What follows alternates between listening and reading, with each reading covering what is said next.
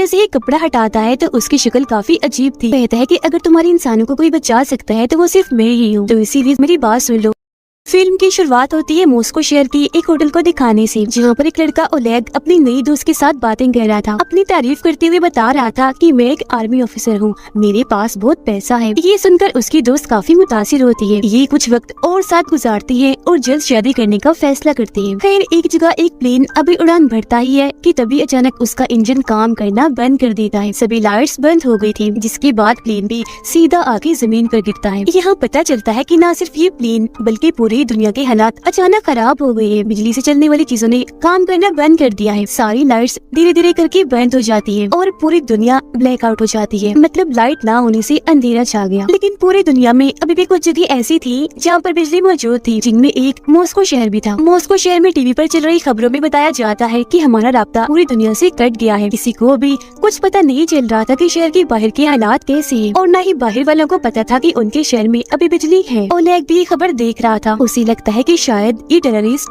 दहशतगर्दों का हमला है। फिर अब जहाँ लाइट नहीं थी उन सारी जगहों को ब्लैकआउट एरिया, और जिन जिन जगहों पर लाइट्स थी उन्हें लाइट एरिया का नाम दे दिया जाता है। मॉस्को की गवर्नमेंट ब्लैकआउट एरिया की सूरत हाल का जायजा लेने के लिए बहुत सारे ड्रोन कैमरास वहाँ भेजती है, लेकिन रास्ते में सारे के सारे ड्रोन अजीब तरीके से गायब हो जाते हैं। जब सोल्जर्स वहाँ पहुँचते हैं तो वहाँ के हालात देखकर दंग रह जाते हैं। दरअसल जब ब्लैकआउट हुआ तो यहाँ की सब जानदार चीजें जैसे कि डॉग्स, बिल्लियाँ, मछलियाँ, यहाँ तक कि इंसान भी बड़े अजीब तरीके से मारे गए हैं। हर जगह लाशें ही लाशें बिखरी पड़ी थी। लग रहा था जैसे कुछ ही पल में ये पूरी जगह कब्रिस्तान बन गई हो। सोल्जर्स अभी छानबीन कर ही रही थी कि तभी एक अनजान आदमी एक सोल्जर पर हमला कर देता है। उसे बुरी तरह जख्मी करने के बाद उसके हथियार लेकर बड़ी स्पीड में वहाँ से भाग जाता है। सब उस पर गोलियां भी चलाते हैं, लेकिन उसे कुछ फर्क ही नहीं पड़ रहा था। एक भी गोली उसे नहीं लगती, बस भागता ही जा रहा था। ये देखकर सभी सोल्जर्स को काफी हैरानी हुई। वो अंदाजा लगा लेते हैं कि ये आदमी कोई आम इंसान तो नहीं लग रहा, और अगर ये सच में कोई आम इंसान नहीं है तो बहुत खतरे की बात है। और अब ऐसे ही एक महीना गुजर गया। किसी को भी हालात के बारे में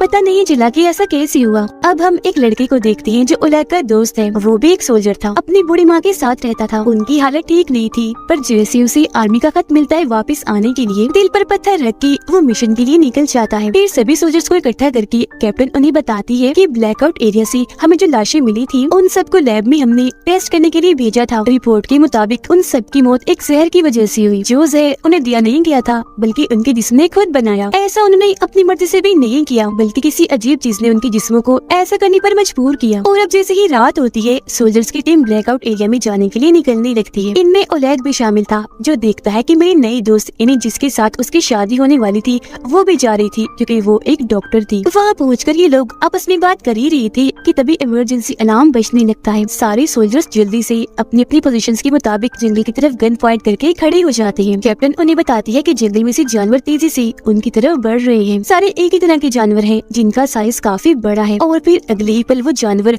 सोल्जर्स पर झपट पड़ती है। बुरी तरह हमला कर दिया था। सोल्जर्स भी अपने बचाव में अंधाधुंध गोलियां चलाने लगते हैं। अगली सुबह बहुत बुरे हालात दिखाए जाते हैं, क्योंकि बहुत सारे सोल्जर्स मारे गए थे। वो लोग देखते हैं कि हमला करने वाले जानवर जंगली भालू थे, पर उन लोगों को ये समझ नहीं आ रही थी कि भालुओं ने झुंड बनाकर हमला क्यों किया, क्योंकि वो कभी भी ऐसे नहीं करते। ओलेग भी हमले में जख्मी हो गया था। उसकी दोस्त क्योंकि डॉक्टर थी उसका इलाज कर रही होती है। अब शहर के एक हॉस्पिटल में एक लड़का दाखिल था। वो बेड पर लेटा था। उसकी तबीयत अचानक खराब होने लगी। दरअसल जब से ब्लैकआउट हुआ उसके साथ तभी से अजीबोगरीब हो रहा था। उसे बहुत सी अनजान लोगों की आवाजें सुनाई देती थी। एक आदमी जिसके बाल नहीं थे हमेशा उसे तंग किया करता था। असल में ब्लैकआउट के होते ही इस लड़के के पास सुपर पावर्स आ गई थी। उसके पास अलग ही तरह की ताकतें थी। उसकी आंखें जैसे ही खुलती है अपने सामने वो एक लड़के को पाता है। लड़का उसे बता रहा था कि मैं तुम्हारा दोस्त हूँ, जरूरी जानकारी तुम्हें देने आया हूँ। दरअसल ये जो हालात पूरी दुनिया में हुए हैं वो अजीब तरह की लहरों के हमले की वजह से हुए हैं। ये 3 तरह की लहरें हैं। पहली लहर में सभी बिजली से चलने वाली चीजें खराब हुई, दूसरी लहर में सभी जानदार चीजों का खात्मा हुआ, और तीसरी लहर से तो सबसे ज्यादा तबाही होगी, क्योंकि इसमें ये खतरनाक लहरें यहाँ के लोगों को पपेट कठपुतलियां बनाकर इस्तेमाल करेगी, अपने कंट्रोल में करके अपने लोगों पर हमला करवाएगी। जिसका मतलब था कि ब्लैकआउट एरिया में अभी भी लोग जिंदा बचे थे। अब उस बीमार लड़के को उसकी कुछ समझ नहीं आई, उल्टा वो घबरा गया था। गार्ड को आवाज लगाता है ताकि वो इस लड़के को यहाँ से बाहर निकाले, लेकिन जब गार्ड अंदर आती है तो उन्हें वहाँ कोई भी दिखाई नहीं देता, क्योंकि वो तो अपने दिमाग में ही उससे बात कर रहा था। जिस्मानी तौर पर वो कमरे में मौजूद था ही नहीं।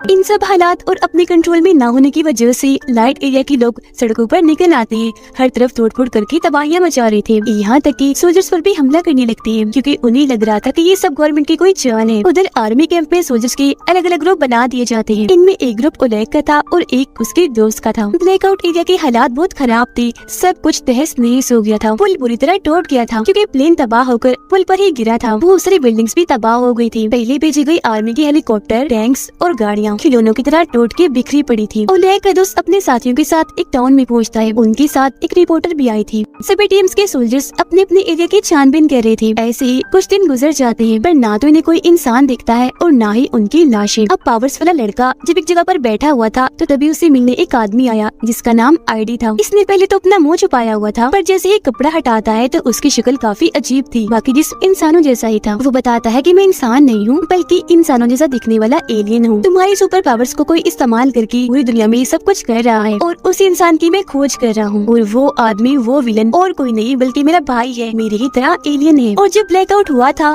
तुम ब्लैकआउट एरिया और लाइट एरिया के बीच में फंसे हुए थे। यही वजह है कि आज ये ताकतें तुम्हारे पास हैं। लड़का कुछ समझ पाता इससे पहले ही कैप्टन और उनके सोल्जर्स वहाँ पर आ जाते हैं। आईडी पर गन तान देते हैं लेकिन चालाक आईडी कैप्टन के सोल्जर्स के दिमाग को अपने कंट्रोल में कर लेता है, जिससे सोल्जर्स को कैप्टन दिखने लग जाता है आईडी और आईडी दिखने लगा था कैप्टन। मतलब रूप बदल के दिखने लगे थे, जिससे होता ये है कि सारे सोल्जर्स असली वाले कैप्टन पर ही गन तान देते हैं। आईडी कैप्टन को कहता है कि अगर तुम्हारे इंसानों को कोई बचा सकता है तो वो सिर्फ मैं ही हूँ, तो इसीलिए जरा शांत होकर मेरी बात सुन लो जो मैं बताना चाहता हूँ। ये सुनकर कैप्टन उसे इंक्वायरी रूम में ले जाती है। आईडी उसे बताता है जैसे आप लोग अपनी इस प्लेनेट जमीन पर रहती हो, हम भी ऐसे ही अपने प्लेनेट पर रहते हैं। हमारी ये खूबी है, काफी साल गुजर जाने पर भी हम बूढ़े नहीं होते और न ही मरते जब तक कि कोई हमें मार ना दे। जल्दी हमारे प्लेनेट का सूरज तबाह होने वाला है, इसीलिए अब हमें एक नए प्लेनेट की तलाश है। और क्योंकि तुम्हारे प्लेनेट को चुना गया इसीलिए मुझे और मेरे भाई को यहाँ भेजा गया ताकि हमारे बाकी लोगों को यहाँ लाने के लिए हम जमीन को अच्छे से तैयार कर दें। सबसे बड़ी बात, जमीन पर सभी पुरानी चीजें जैसे कि पिरामिड जैसी चीजें 2 लाख साल पहले हम एलियंस ने ही बनाई थी। और हाँ,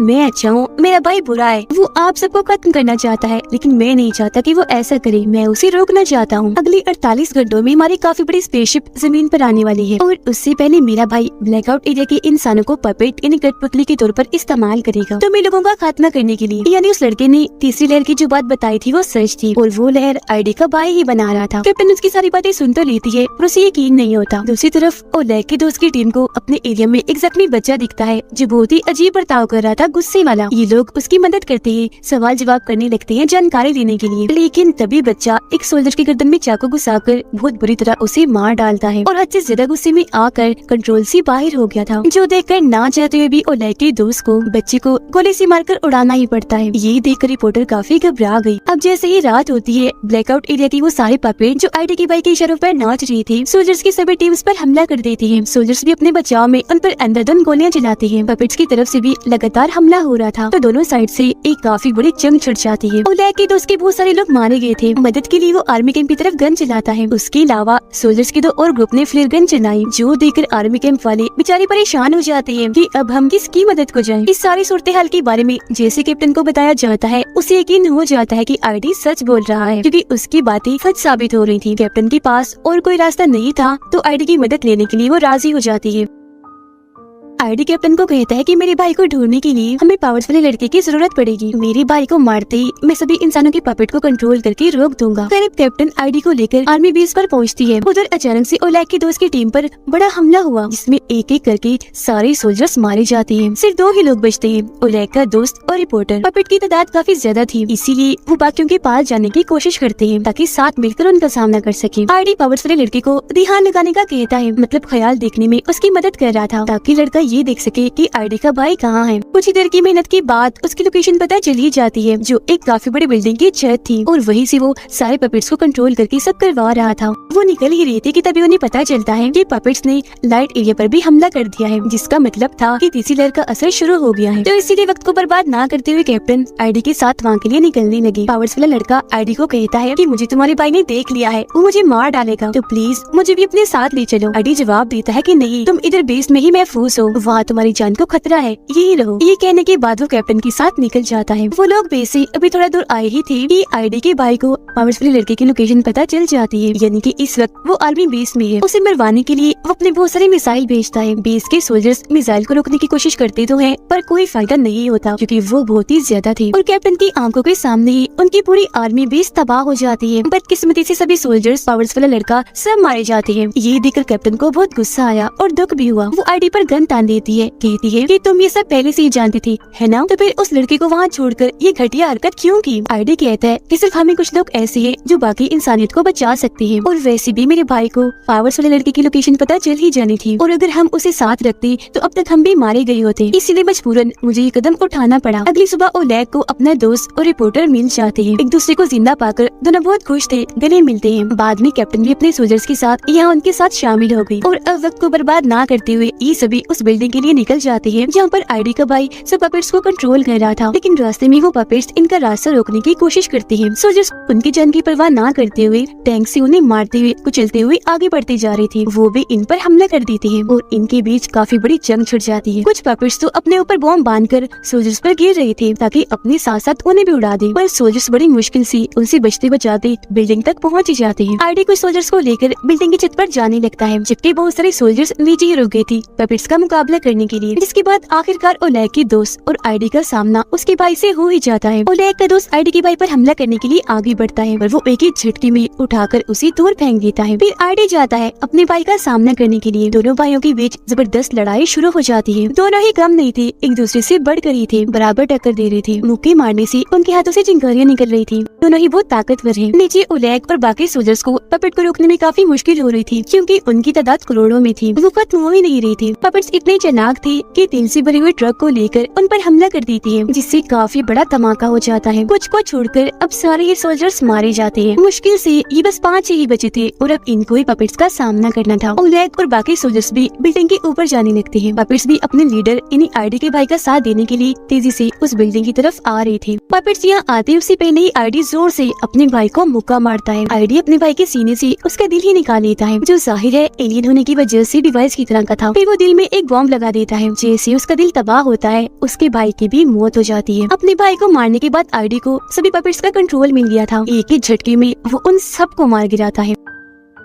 अब वो सारे लोग जो जिंदा बचे थे इस जंग में जीत तो गए थे, पर उन्हें कोई खुशी नहीं थी क्योंकि वो जंग ही ऐसी थी जो जिंदा बचे थे, जबकि करोड़ों की तादाद में बेगुनाह लोग सड़कों पर मरे पड़े थे। कीड़े मकोड़ों की तरह पूरी ही दुनिया का दिल हिला देने वाला सीन था। आईडी इन सबको बताता है कि इंसानों में प्यार और रहम नहीं है। तुम बहुत ही खुदगर्ज हो, सिर्फ अपने बारे में ही सोचते हो। यही वजह है कि मेरा भाई तुम सबको मारना चाहता था ताकि एलियंस यहाँ सुकून से रह सके, लेकिन मेरा मकसद कुछ और ही था। और अब यहाँ वो सबसे बड़ा राज खोलता है कि मैं इंसानों की मदद इसलिए करना चाहता था ताकि इंसान मुझे अपना मसीहा समझ ले, यहाँ तक कि अपना गॉड ही समझने लगे। तब लड़का गुस्से में आईडी से कहता है कि तुम सब कुछ पहले से ही जानती थी, तो फिर ब्लैकआउट होने से क्यों नहीं रोका? आईडी जवाब देता है कि अगर मैं वो रोक देता तो किसी के भी दिल में मौत का डर ना होता, मेरी बात का कोई भी यकीन ना करता। और वैसे भी तुम लोग काफी हो आबादी बढ़ाने के लिए, जिन सबका मसीहा गॉड मैं हूँ। अगर बाकी लोग मर भी गए तो मुझे परवाह नहीं। जिसका मतलब था कि ये भी अच्छा नहीं है। शुरू से अब तक ये बस अपना ही फायदा देखता आ रहा है। ये सुनकर सब लोगों को बहुत गुस्सा आने लगा। ओलेग की दोस्त तो उस पर गन ही तान देती है। तब ओलेग का दूसरे दोस्त उसे ये कहते हुए मना कर देता है कि गन नीचे करो, इसके जैसी लाखों आ रही है, इसे मारोगी तो उन बाकियों को कैसे रोकोगी? इसका जिंदा रहना बहुत जरूरी है। वो बात कर ही रही थी कि तभी लड़का चाकू से आईडी पर हमला कर देता है, लेकिन आईडी को ये बात पता चल गई थी। उसने लड़के के दिमाग को कंट्रोल में किया, जिससे उसने आईडी की बजाय कैप्टन को चाकू मार दिया और इस तरह से वो भी मारी गई, क्योंकि यहाँ भी उसने अपना रूप बदलने वाला जादू किया था। ओलेग को काफी गुस्सा आ गया। वो आईडी को मारने के लिए जैसे आगे बढ़ता है, उसका दोस्त ऐसा करने से मना कर देता है। दोनों की बहस हो गई, जो बढ़ती बढ़ती